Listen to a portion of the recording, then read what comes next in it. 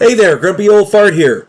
Be sure to check me out over on Rumble. There you'll find all of my stuff from YouTube, plus my political and social commentary and weekly current events, which YouTube frowns on. Links to my Rumble channel as well as my other YouTube channels and links to let you order my books are in the description of this video. If you enjoy my content, please like, subscribe, share, and comment. I welcome your comments, even if you disagree with me. Now, on with the video. Hey there, Grumpy Old Fart here. I'm doing an alien abduction video on Terrell Copeland from 2007. Many people do not believe that aliens are coming to Earth and abducting people for the express purpose of medical examination or experimentation or for some kind of horrid breeding program. And let's face it, that does sound a bit ludicrous, a bit far-fetched. Of course, that is until it happens to you. Terrell Copeland was one of those people who dismissed those who claimed to encounter these aliens as crackpots or kooks. He really didn't believe, he was not a believer. Being a U.S. Marine, he's a very grounded individual. Then, in 2007, he captured footage of what he believed to be UFOs on his cell phone from his apartment in Suffolk, Virginia. There was a number of orbs. One orb was solid white. There was two orbs. The other orb changed color rapidly and was across the street about 300 feet up. He recalled feeling as though him seeing these things was wrong.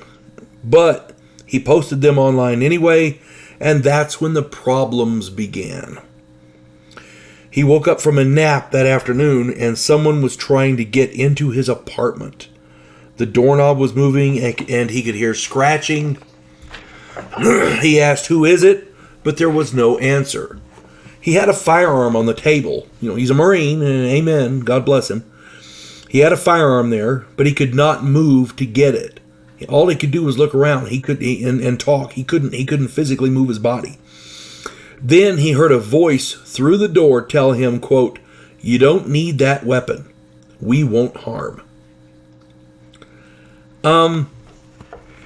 So that event did occur, and then Copeland soon began experiencing missing time. I did a video on missing time. Go check that out. He could not account for 4 hours during a 48-hour period of time. He soon began keeping a log of notes and sketches, and his memory of the missing time began to return.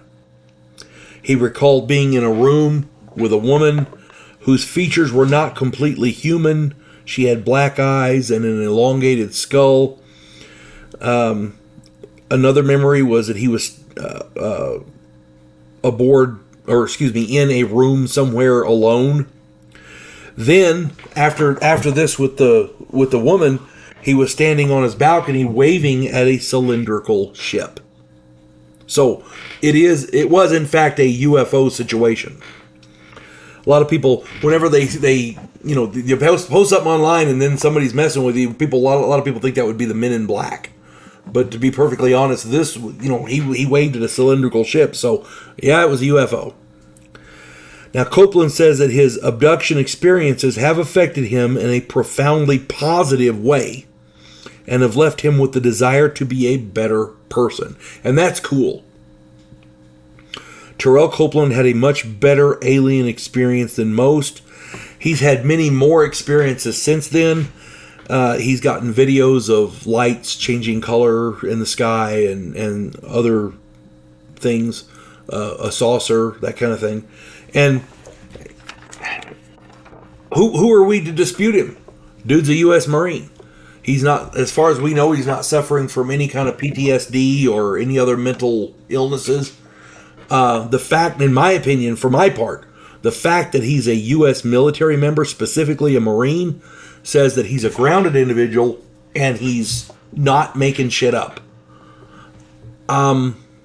Could he be? Sure. Is he? No. The videos are there. The photos are there. I don't know how else to say it. I mean, the fact that he was a staunch denier and now suddenly he's a believer, something changed his mind. That's all I got to say. Hope this finds everybody well. You folks have a good day now. God bless one and all. There is a house in New Orleans where the monsters all hang out. When the police detective, who happens to be a skinwalker squirrel, uncovers a plot by a paranormal perpetrator, he has to enlist the aid of his fellow housemates.